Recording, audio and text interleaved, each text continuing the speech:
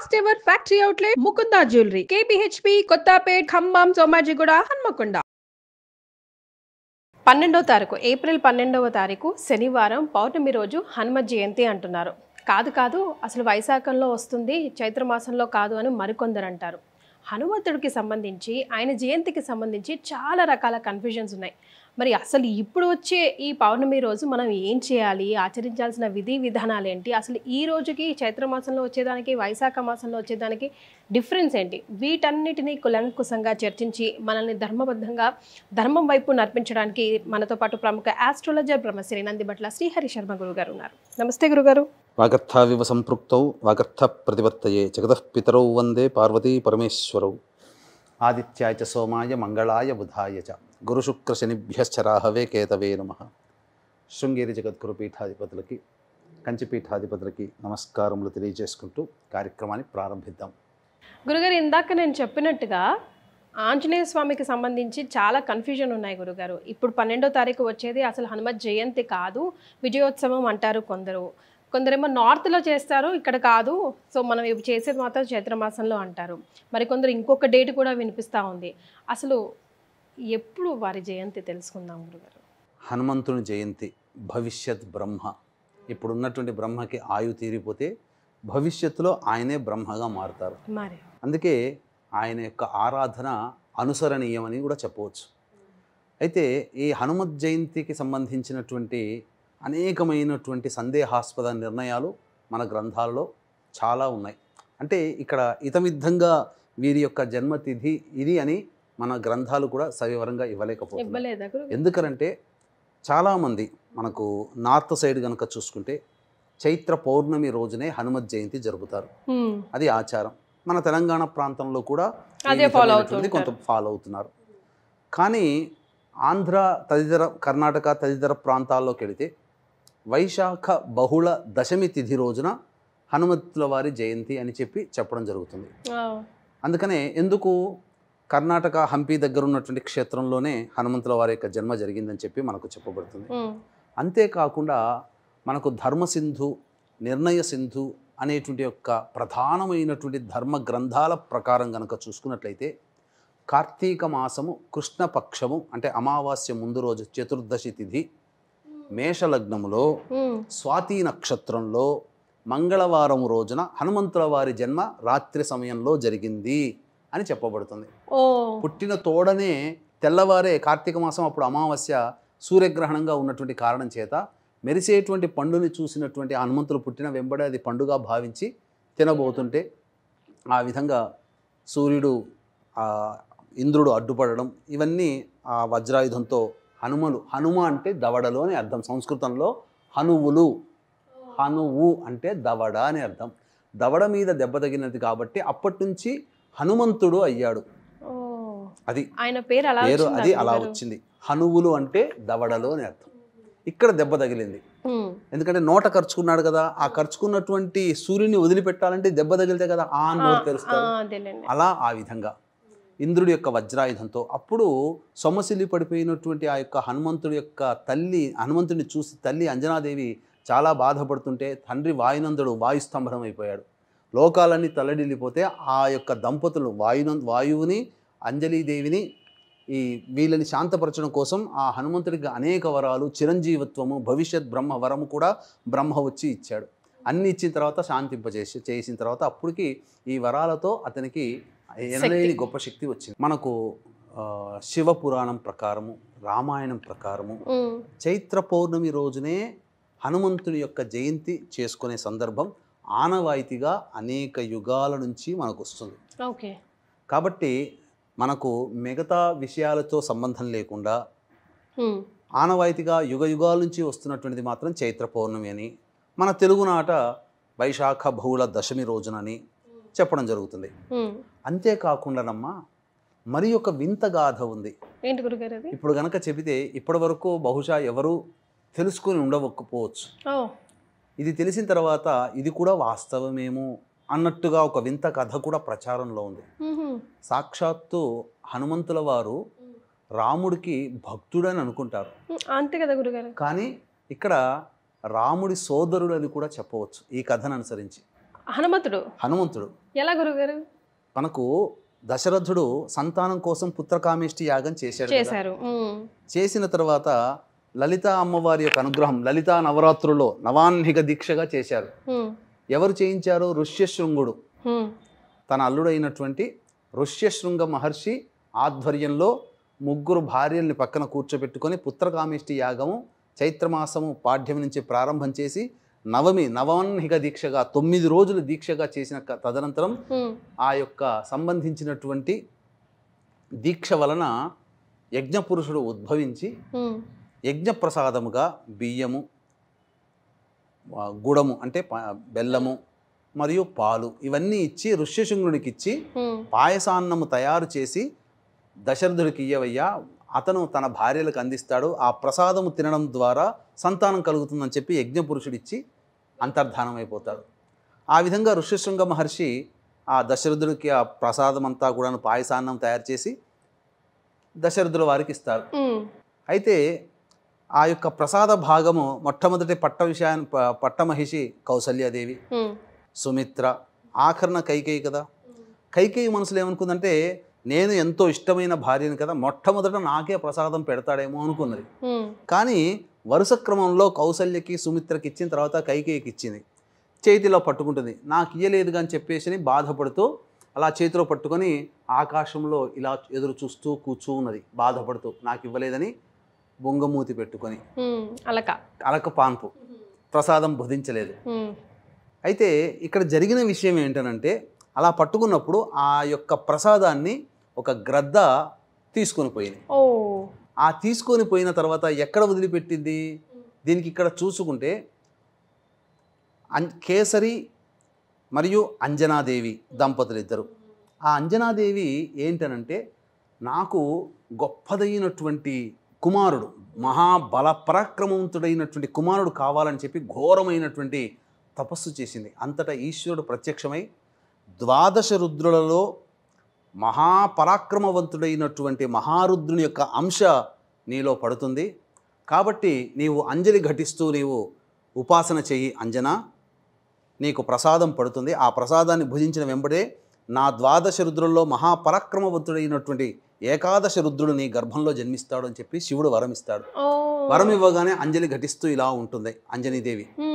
ఇంతన ఆ గ్రద్ద పోతూ ఉంటుంటే గాలి తాకిడికి ఆ గ్రద్ద ముక్కు నుంచి ఉన్నటువంటి పాయసాన్నము అంజలిలో అంటే అంజనీదేవి యొక్క చేతిలో దోసిడిలో పడుతుంది. ఇదే ప్రసాదంగా భావించి అంజలి గ్రహిస్తుంది.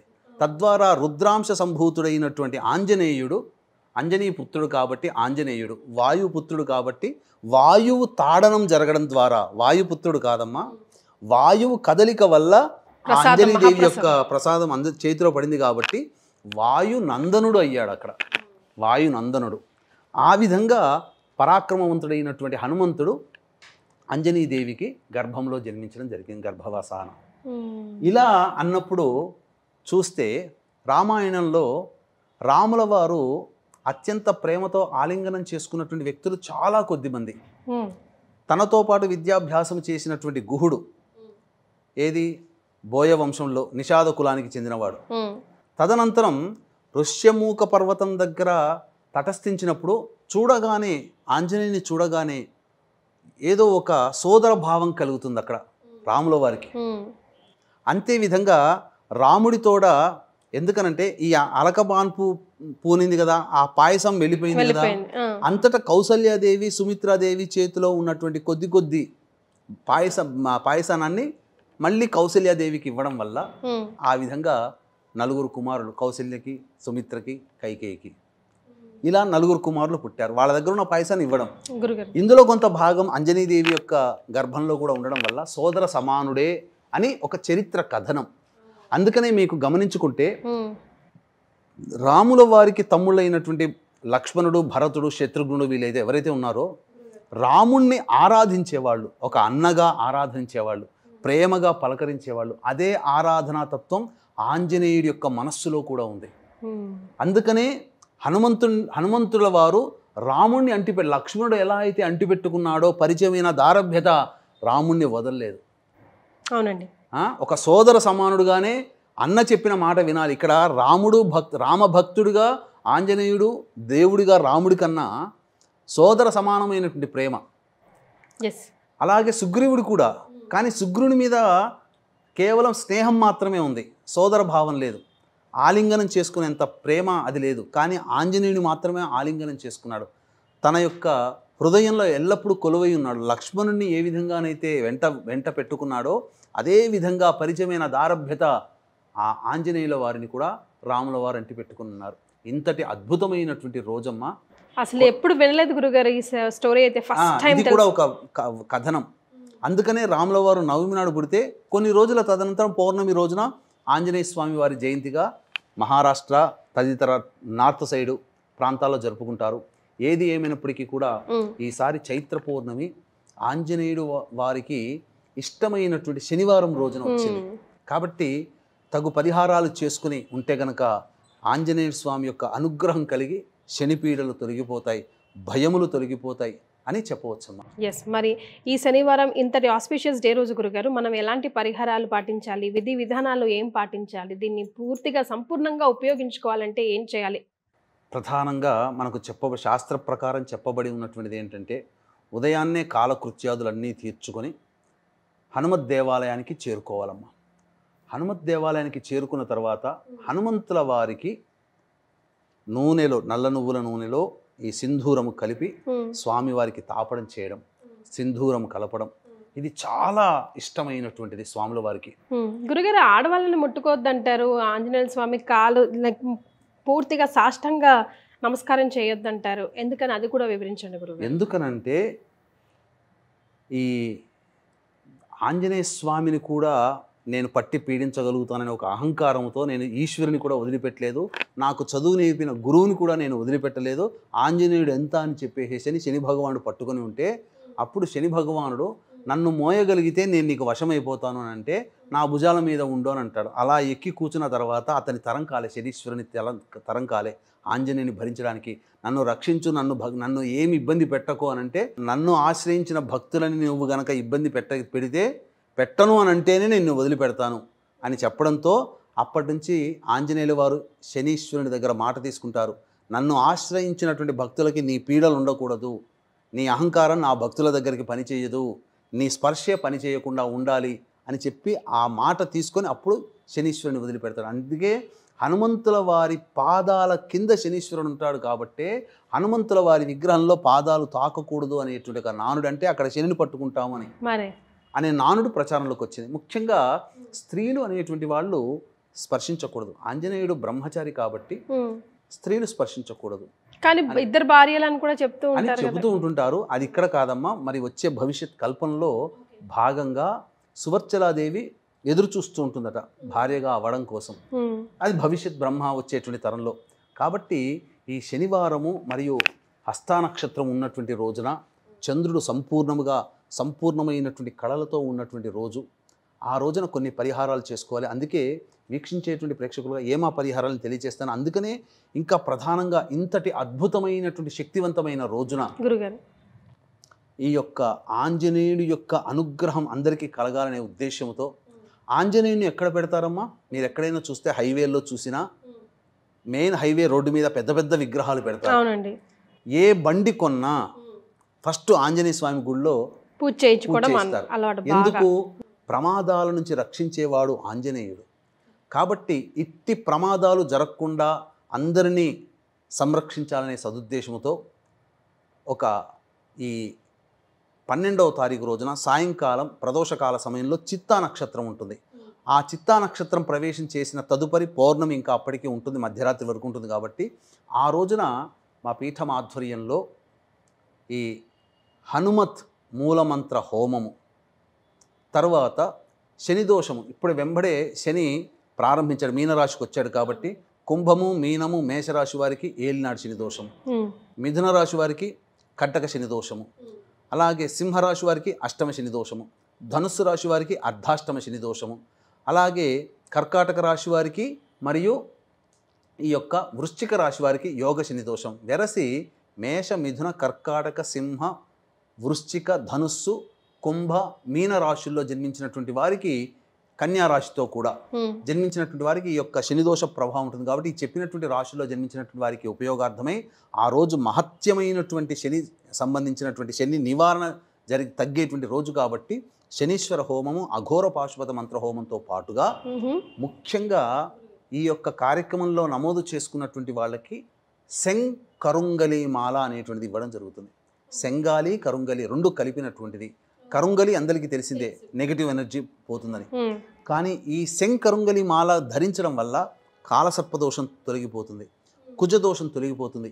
ఎవరైతే ఈ మాలని ధరిస్తారో ఆ మాల ధరించినటువంటి వ్యక్తికి బైక్ నడిపేటప్పుడు, కారు నడిపేటప్పుడు, సైకిల్ నడిపేటప్పుడు, ఏదైనా వాహనం నడిపేటప్పుడు ప్రమాదాలు జరగకుండా ఆ శనివారం రోజున చైత్ర పౌర్ణమి సందర్భంగా హనుమంతుని యొక్క శక్తినంతా కూడాను తీసుకొని ఆ యొక్క శక్తిపాతము చేయబడినటువంటి శంకరుంగలి మాల ధరించడం వల్ల అపమృత్యు భయదోషాలు, ముఖ్యంగా వాహన గండ దోషాలు తొలగిపోతాయి.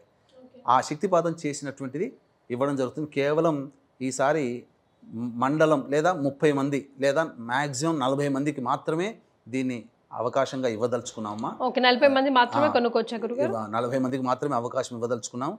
ఈ రాగిలో చుట్టబడినటువంటిది ఏదో అందరికి ఇప్పుడు కరుంగలి అంటే తాళ్ళలో చుడుతున్నారు, అదిగాక ప్రతిదీ కూడా దగ్గరగా కలిపి వస్తుంది.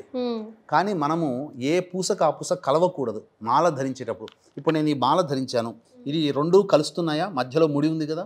అట్లాగే ఏ మాల ధరించినా మధ్యలో ఒకటి కలవకూడదు. ఇది మాలా నియమం, మాలాధారణ యొక్క నియమం. అటువంటిది మనం ఏర్పాటు చేస్తున్నాం. అవకాశం ఉంటే ఈ కార్యక్రమంలో గోత్రనామాదులు నమోదు చేసుకుని ఆ రోజున సాయంకాలం జరుగుతున్నటువంటి పూజల్లో గోత్రనామాదులు నమోదు చేసుకుని శక్తిపాతము చేయబడినటువంటి ఈ మాలని అందరికీ ఇవ్వడం జరుగుతుంది. అలాగే ఆ రోజున ఆంజనేయ స్వామికి అంటే ప్రధానంగా మనం గమనించుకుంటేనమ్మా, ఈ హనుమత్ జయంతి అనేటువంటిది గురువారము కానీ శనివారము కానీ రావడం చాలా అరుదుగా వస్తుంది. అత్యంత అరుదుగా వస్తున్నటువంటి రోజు గురువారమైనా శనివారం వచ్చినా చైత్ర పౌర్ణమి అద్భుతమైన రోజుగా మనకు ధర్మసింధులో చెప్పబడి ఉంది. కాబట్టి ఈసారి శనివారము చైత్ర పౌర్ణమి శనివారంతో వస్తుంది. పైగా చిత్తా నక్షత్రం కూడా ఆ రోజున ఉంటుంది. కాబట్టి ఆ రోజున ఆంజనేయ స్వామి దేవాలయానికి చేరుకొని శ్రీరామనామ జపం చేస్తూ 27 ప్రదక్షిణలు చేసి 8 సార్లు హనుమాన్ చాలీసా పారాయణం చేసినటువంటి వాళ్ళకి శనిపీడలు తొలగిపోతాయి. ఆ రోజున వడమాల సమర్పించవచ్చు, తమలపాకుల మాల సమర్పించవచ్చు, లవంగాలు యాలకుల మాల సమర్పించవచ్చు. సకల బాధలు జాతకరీత్యా ఉన్నటువంటి దోషాలు తొలగిపోతాయి. అంతేకాకుండా తీపి బెల్లాలతో చేసిన అప్పాల మాల కూడా స్వామివారికి వేయవచ్చు. దీనికి ఇంత అని సంఖ్య అంటూ ఏమీ లేదు. కానీ శాస్త్రంలో ఒకటి ఏం చెప్పబడి ఉందంటేనమ్మా, శాస్త్రబద్ధమైనటువంటి మంత్రగర్భితమైనటువంటి హనుమత్ కవచాన్ని సంపాదించుకొని ఆ హనుమత్ కవచాన్ని 1,25,000 జప సంఖ్య ఎవరైతే చేస్తారో వారికి హనుమంతుల వారికి వచ్చినటువంటి సిద్ధుల్లో అనిమాది అష్టసిద్ధుల్లో ఖచ్చితంగా అష్టసిద్ధులు లభిస్తాయని చెప్పి ఉంది. గాలిలో తేలగలిగేటువంటి శక్తి 1,25,000 జపం చేసినటువంటి ఈ హనుమత్ మంత్రగర్భితమైనటువంటి హనుమత్ కవచాన్ని పారాయణం చేసిన వాళ్ళకి 1,25,000 జపం చేస్తే గాలిలో నడయాడే శక్తి అనేటువంటిది వస్తుంది. ఇది పూర్వకాలంలో ఆచరించిన వాళ్ళు ఉన్నారు, ఇప్పుడంటూ ఎవరూ లేరు. అంత దీక్ష, అంత పట్టుదల, అంత ఏకాగ్రత ఎవరికి ఉంది? అంతగా చేయలేరు. కలియుగ ప్రమాణాన్ని అనుసరించి 1,25,000 ఇంటూ 4 సార్లు అంటే దాదాపు 5 లక్షలు చేయాలి. అది చెప్పబడినటువంటి నియమం సత్యయుగం కాల నియమం. కలియుగంలో ఉన్నాం, సత్య త్రేత ద్వాపర, ఇప్పుడు కలియుగంలో ఉన్నాం. 4 యుగాలంటే 4 రెట్లు చేసుకోవాలి.